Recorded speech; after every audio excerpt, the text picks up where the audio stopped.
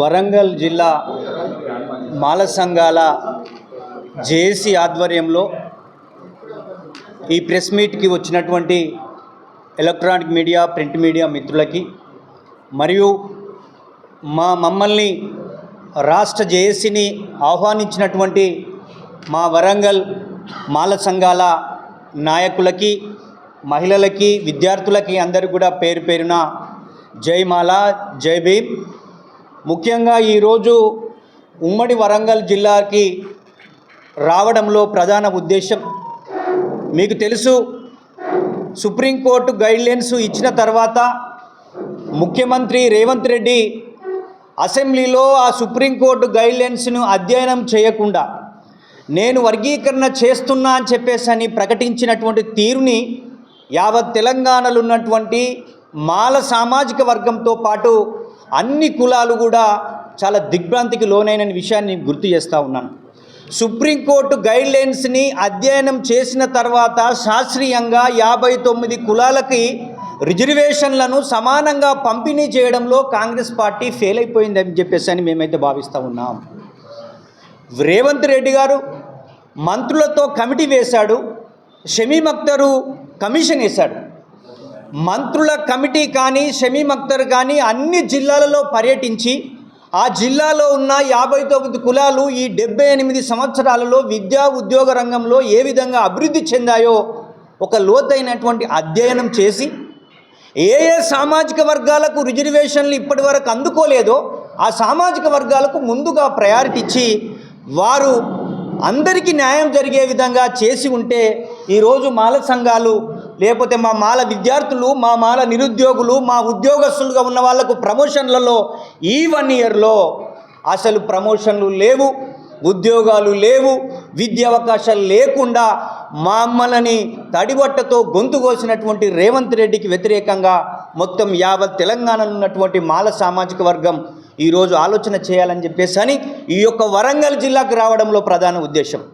విద్యారంగంలో మాలలకు అన్యాయం జరిగింది, ఉద్యోగాలలో అదేవిధంగా ప్రమోషన్లలో చూస్తూ ఉంటే ముఖ్యంగా మాల సామాజిక వర్గం రిజర్వేషన్ కోల్పోయింది. ముఖ్యమంత్రి గారు, మీరు వర్గీకరణ శాస్త్రీయంగా జరిగి ఉంటే మీరు నిజంగానే మాల సామాజిక వర్గానికి కూడా న్యాయం చేయాలి అని అనుకొని ఉంటే ఈరోజు ఏ ఉద్యోగాలలో కూడా మాలలకు 0 ఉద్యోగాలు లేకుండా ఉండే పరిస్థితి ఉండేది కాదని మేమైతే భావిస్తూ ఉన్నాను. ఇది మాత్రము రాజకీయ కుట్ర. చంద్రబాబు నాయుడు శిష్యుడిగా ఉన్న రేవంత్ రెడ్డి ఆయన జిల్లాలో సుప్రీంకోర్టు ఏం చెప్పిందండి? లేటెస్ట్ జనాభా లెక్కలు తీసుకోమని చెప్పింది, ఎంపారికల్ డాటా తీసుకోమన్నది. ఈ 78 సంవత్సరాల్లో విద్యా ఉద్యోగ రంగాలలో ఏ సామాజిక వర్గం ఎక్కువ వచ్చిందో అవన్నీ కూడా పబ్లిక్ డొమైన్లో పెట్టి అన్ని రాజకీయ పార్టీల యొక్క అభిప్రాయం తెలుసుకొని ఇది రిజర్వేషన్లకు సంబంధించిన అంశం. ఈరోజు 59 కులాలు ఉన్న కులాలు ఏ కులానికి ఉపకులం కాదు. 59 కులాలకు సమానంగా సామాజిక న్యాయంతో కూడిన పంపిణీ జరగలేదు. అందుకే మాకు రోస్టర్లో అన్యాయం జరిగింది. రిజర్వేషన్లో ఇంకా 2% రావాల్సి ఉండే. మనమే అనుకుంటాం, ఊర్లో తండ్రికి 2 కొడుకులు ఉంటారండి, పెద్ద కొడుకుకు 4 పిల్లలు అయినరు, చిన్న కొడుకుకు 2 పిల్లలు ఉంటారు. తండ్రికి ఉన్నటువంటి 5 ఎకరాల ఆస్తిని 2 కొడుకులకు 2.5 ఎకరాలు పంచుతారు. కానీ ఆయనకు 4 పిల్లలని 4 భాగాలు, ఈయనకు 2 అని 2 భాగాలు చేయరు.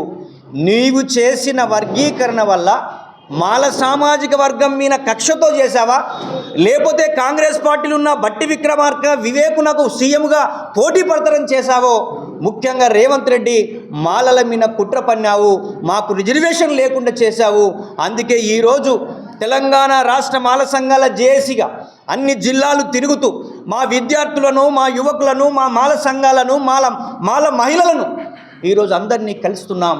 ఒక ప్రజా ఉద్యమ నిర్మాణం గురించి మేము డిమాండ్ చేస్తున్నటువంటి డిమాండ్ ఒకటే, మాకు ఇంకా 2% రిజర్వేషన్ అదనంగా మొన్న ఇవ్వాల్సి ఉండే. మాకు 22 లోపు ఒక్క రోస్టర్ పాయింట్ లేదు. అంటే 22 లోపు బీసీలకు 6 రోస్టర్ పాయింట్లు ఉన్నాయి, ఓసీలకు 6 ఉన్నాయి, ఓపెన్లో ఉన్న వాళ్ళకు 6 ఉన్నాయి, ఎస్టీలకు 2 ఉన్నాయి, SC2 ఉన్న గ్రూప్ 3 ఉన్న మాదిగా మిగతా ఉపకులాలకు 2 ఉన్నాయి, ఈడబ్ల్యూఎస్ వాళ్ళకు 2 ఉన్నాయి, మన వికలాంగులకు కూడా 1 ఉంది. అంటే ఇన్ని కులాల కన్నా మాల సామాజిక వర్గం వాళ్ళకు అన్ని ఉద్యోగాలు, అన్ని రకాల వ్యాపారాలు, అన్ని వందల ఎకరాల భూములు ఉన్నాయా అంటే మాకు రిజర్వేషన్ లేకుండా చేసినావు కదా. దీని విషయంలో మేధావులు కానీ, ఉద్యోగ సంఘాలు కానీ, ప్రజా సంఘాలు కానీ, యావత్ తెలంగాణలో ఉన్నటువంటి మొత్తం 3.5 కోట్ల మంది ప్రజలు కూడా మేము 1 ఇయర్గా ఉద్యమం చేస్తూ ఉంటే చూస్తూ ఉన్నారు. అందులో భాగమే ఈరోజు వరంగల్ జిల్లా. ఈ వరంగల్ జిల్లా నుంచి కూడా ప్రాతినిధ్యాన్ని కూడా రాజకీయ ప్రాతినిధ్యం కావచ్చు, ఉద్యోగ రంగంలో ప్రాతినిధ్యం కావచ్చు, ఇక్కడున్న యూనివర్సిటీలో కావచ్చు, ఈ లెక్కలన్నీ తీసుకున్నారా అని చెప్పేసి మేము అడుగుదలుచుకున్నాం. ముఖ్యంగా మాల సామాజిక వర్గం రిజర్వేషన్ కోల్పోవడానికి ప్రధానమైన వ్యక్తి ఎవరంటే అది ముఖ్యమంత్రి రేవంత్ రెడ్డి గారికి మేము ఎక్కువ హెచ్చరిక చేయదలుచుకున్నాం. మీరు మన బడ్జెట్ సమావేశాలలో మీరు చేసిన వర్గీకరణ శాస్త్రీయంగా జరగలేదు, చారిత్రక తప్పిదం చేశాము, మాలలకు ద్రోహం చేశామని చెప్పేసి మీరు భావించి ఇప్పుడు జరిగేటువంటి బడ్జెట్ సమావేశాల్లోనే ఎస్సీ వర్గీకరణ చట్టాన్ని సవరించేటువంటి విధంగా మీ కార్యాచరణ ఉండాలని చెప్పి మేము డిమాండ్ చేస్తూ ఉన్నాం. ముఖ్యంగా మాకు 2% రిజర్వేషన్ రావాలి. 5% రిజర్వేషన్ ఇచ్చారు, 9% మిగతా గ్రూప్ 2 ఉన్నటువంటి మాదిగా మిగతా ఉపకులాలకు ఇచ్చారు. గ్రూప్ 1లో ఉన్న సంచార కులాలకు 1% అని ఇచ్చారు. మరి రోస్టర్లో 2వ రోస్టర్ వాళ్ళకి ఇవ్వాలి కదా. గ్రూప్ 1లో ఉన్న వాళ్ళకి, గ్రూప్ 2లో ఉన్నటువంటి వాళ్ళకి 7 అయితే గ్రూప్ 3లో ఉన్న వాళ్ళకి మాకు 16వ రోస్టర్ వచ్చి ఉంటే ఈరోజు మా సామాజిక వర్గానికి ఇంత ఉద్యోగ అవకాశం లేకుండా పోయేటివి. మా డిమాండ్ ఒకటే, మాకు 2% రిజర్వేషన్, 20 లోపు 2 రోస్టర్ పాయింట్లు. ముఖ్యమంత్రి, నువ్వు ఓటు బ్యాంకు రాజకీయాల కోసం నువ్వు చేసిన ఎత్తుగడలో నువ్వు ఏ పార్టీలు ఉన్న మాల సామాజిక వర్గం ఓడిస్తుంది ఒకవేళ మాకు న్యాయం చేయకపోతే. ముఖ్యంగా కాంగ్రెస్ పార్టీలో ఉన్నటువంటి డిప్యూటీ సీఎం బట్టి విక్రమార్క గారు కానీ, స్పీకర్ గారు కానీ, అదేవిధంగా వివేక్ గారు కానీ, మీరు మిగతా ఎమ్మెల్యేలు అందరూ కూడా మీరు మల్లికార్జున ఖార్గే దగ్గరికి వెళ్తారా, లేకపోతే రాహుల్ గాంధీ, సోనియా గాంధీ దగ్గరికి వెళ్తారా? మీకు 78 సంవత్సరాలుగా ఓటు బ్యాంకు ఉన్న మాలల్ని టీడీపీ నుంచి వచ్చినటువంటి ముఖ్యమంత్రిని చేసుకొని మనకు రిజర్వేషన్ లేకుండా గొంతు కోసాడు. మనకు రిజర్వేషన్, దేశంలో రిజర్వేషన్ లేకుండా చేసినటువంటి పార్టీ ముఖ్యమంత్రి రేవంత్ రెడ్డి. మా డిమాండ్ని ఈ సత్వరమే పరిష్కరించాలనేటువంటి డిమాండ్ తోటి ఈరోజు వరంగల్ జిల్లాలో ఉన్న దాదాపు ఉద్యమంలో మమేకమై చాలా బహిరంగ సభలు నిర్వహించినటువంటి మా నాయకత్వం అంతా వచ్చింది. ఇక్కడి నుంచి ఇది జిల్లా నుంచి మొదలై అది డివిజన్ నుంచి, నియోజకవర్గాల నుంచి, గ్రామ పునాదుల వరకు ఈ ఉద్యమాన్ని బలోపేతం చేస్తాం. మేము బలోపేతం చేయకముందే మాకు జరిగిన అన్యాయాన్ని పునర్సమీక్ష చేసి మాకు న్యాయమైనటువంటి అవకాశం ఇవ్వకపోతే ఖబర్దార్ ముఖ్యమంత్రి అని చెప్పడానికే మేము ఈ జిల్లాకు రావడం జరిగింది. ఈ జిల్లాలో ఉన్నటువంటి మాల సంఘాలన్నీ కూడా ఏకమై, విద్యార్థి సంఘాలు, యువజన సంఘాలు, మహిళా సంఘాలు పెద్ద ఎత్తున ఒక ప్రజా ఉద్యమానికి పిలుపునివ్వడానికే మేము రావడం జరిగింది. మమ్మల్ని ఇంత సాధారణంగా, ఇంత ప్రేమతో, ఆప్యాయతతో ఆహ్వానించినటువంటి మా వాళ్ళకు గుర్తు చేస్తూ ఉన్నాం. మనం మడమ తిప్పని పోరాటం చేయాలి. రిజర్వేషన్ల దేశంలో రిజర్వేషన్ లేకుండా చేసి ఈరోజు రాజ్యాంగం మార్చాలని చెప్పినటువంటి వ్యక్తులతో అంటగాగుతున్నటువంటి వ్యక్తులను కూడా మేము చెప్పదలుచుకున్నాం. బాబాసాహెబ్ అంబేద్కర్ని అవమానించినటువంటి మందకృష్ణ లాంటి వాళ్ళు మరి బాబాసాహెబ్ అంబేద్కర్ ఇచ్చిన రిజర్వేషన్ అడిగేటువంటి అర్హత, హక్కు ఉందా అని చెప్పేసి మేము ఇక్కడి నుంచి అడగదలుచుకున్నామన్న విషయాన్ని గుర్తు చేస్తూ ఉన్నాం. అందుకే రిజర్వేషన్లు ఇచ్చిన బాబాసాహెబ్ అంబేద్కర్ని తులనాడుతూ ఆయన ఒక కులానికి ప్రతినిధి అని చెప్పేసి ఆయన వ్యక్తిగత ఉన్న నాలెడ్జ్ని, ఆయనకున్న జ్ఞానాన్ని, ఆయనకు ప్రపంచవ్యాప్తంగా పెరుగుతున్న ఆదరణని ఓర్చుకోలేక బీజేపీ లాంటి వాళ్ళు ఆడుతున్నటువంటి రాజకీయ డ్రామాలో మందకృష్ణ గారు పడద్దని చెప్పేసి గుర్తు చేస్తూ ఉన్నాం.